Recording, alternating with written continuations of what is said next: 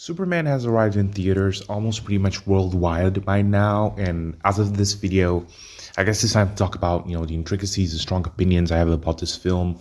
This is a spoiler review, so this will be going over the bad and the good very briefly. But as I have so little to spew about the film's performance as a whole, in terms of, overperforming and things like that, or very harsh criticisms, I guess we can start with the bad. So obviously, I definitely enjoyed and liked Superman. I believe it's more palatable and amusing than Henry Cavill's 2013 Man of Steel, and does a lot of things right as opposed to the previous adaptations of Brandon Routh or Tyler Hoechlin. So all this to say that the movie was indeed very short.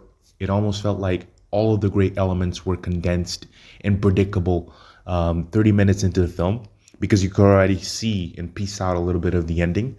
Now, a little side note, I did see the Reddit plot leak that eventually was true from Jimmy Olsen's multiple girlfriends and secret affair with Lex Luthor's acquaintance, Eve Teschmacher, to the ending of Kara Zor-El showing up in the Fortress of Solitude to collect Krypto. So I did know that. Now, this is more of a testament to how, leading up to superhero films, the scoops and test screening leaks alongside hardcore fans such as myself, they get increasingly evolved and they get chronically invested in the marketing rollout that we sometimes forget it's not 2018, 2019. These films, they're pretty much gone from 2 hours and 30 minutes to barely 2 hours and 10 minutes of runtime. And we must factor that as to the surprise conditioning element that we so much crave or even need to actually form an opinion for those who actually have a hard time, trying to dish out their thoughts. Another choice Gunn made was not very much impressive. That was the hypno glasses. He did reveal it before on an interview, but still it was something that somehow takes the charm off of Clark Kent's persona. This is probably considered a nitpick, but despite Corenswet's amazing performance, of course, this is the only thing that I think was a flaw for Clark Kent, or at least my ideal version of Clark Kent in this new DCU. Now, some fans did ask for some course correction, but with the scenes in the Hall of Justice where Mr. Terrific, Green Lantern, and Hawkgirl are essentially aware of the glasses enchantment, and of course Clark Kent being Superman, I think this will be another choice alongside the lines in his suit that will just have to last, and we'll have to deal with it as time goes on. But the good, my friends, is everything else. That's the great news. Although I was having some issues with some of the characters' pacing, especially the metahumans in the battle for Yarhampur, with only brief moments of a team-up between the Justice Gang and Metamorpho against the Boravian army, while Superman and Terrific fight Luthor's black hole issue. I think Gunn did this to somewhat tease, although he did not want to tease a lot and wanted to make it a self-contained story. He wanted to tease what a potential Terrifics project maybe could look like. This is maybe his secret script, I don't know.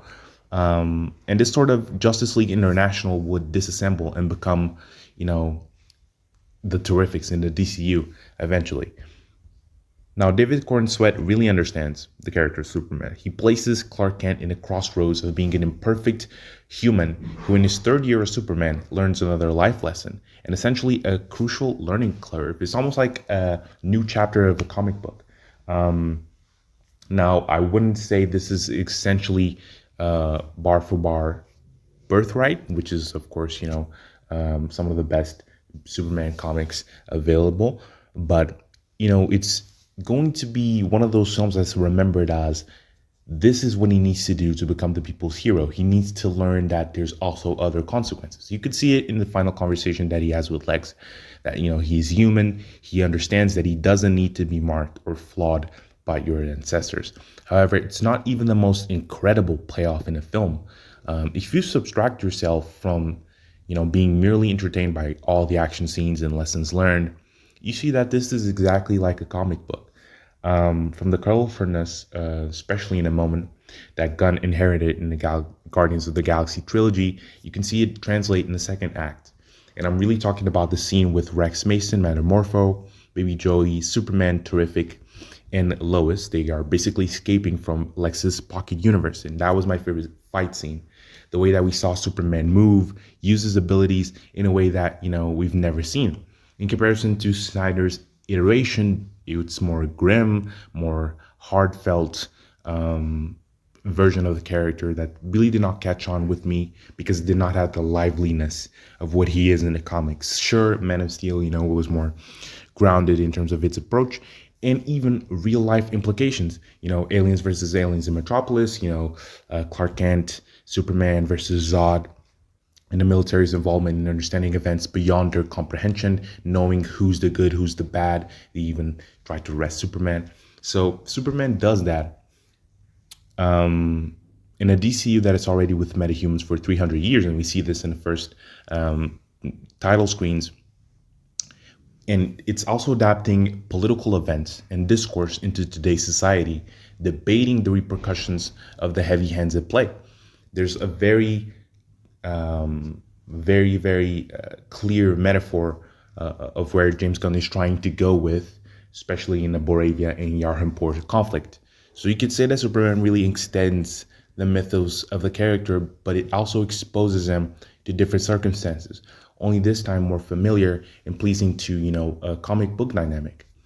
And yeah, this is translated through his cinematography, tone, and, dynamics between characters. Once again, the Daily Planet crew, for example, is more down to earth.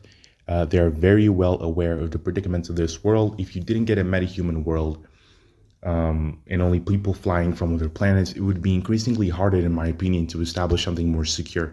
But what also steals the show, in the same time frame, is Rachel Brosnahan as Lois Lane. So her scenes, as well as Edi Gathegi's as Mr. Terrific, this is pretty much the very best of the film, very best of the 2-hour bunch. She possesses the same will and possessive stubbornness that Lois has in the comics, and also, matches one of my favorite adaptations of the character in live action. That is, of course, played by Elizabeth Tulloch in the CW show Superman and Lois. Mr. Terrific is also a character that looks like he was ripped from a DC animated show, with the way that you can confidently say that he is the tech guy. He is the smartest in the room. He knows what he's talking about, especially in the Hall of Justice scenes. You could see that he's the most serious looking superhero. Sometimes I felt like his expertise are a tier above the Justice Gang, which is, of course, confirmed by a bystander when, the big fight is coming out and people are evacuating Metropolis. And, despite that very needed tonal shift between those characters, the fact that Mr. Terrific has the standout performance in Superman is definitely a threat to whatever, Maxwell Lord has got going on, because he's supposedly the chief of this Justice League International. And maybe he just has the type of, freak you money to bring these metahumans together. I don't really know. I guess we'll see that confirmed, or at least, developed in Peacemaker Season 2 very soon. All in all, my rating is an 8 out of 10. Definitely a fun movie. It should be very massive for the general audiences and families, and especially, of course, word of mouth in the summer can be awesome for the DC Studios opener in the theaters. Compared to Thunderbolts and Captain America Brave New World, the other two comic book movie projects of the year, it's by far the best in terms of superhero movie standards, but Thunderbolts for me still remains a close second. If you guys want a rating of TV shows in 2025 so far, I'll also do it later down the year. I will still get Eyes of Wakanda, Wonder Man, Abbott Elementary, all those things. Lord of the Rings this year. Let me know down in the comments what you thought of Superman, and thank you guys for watching.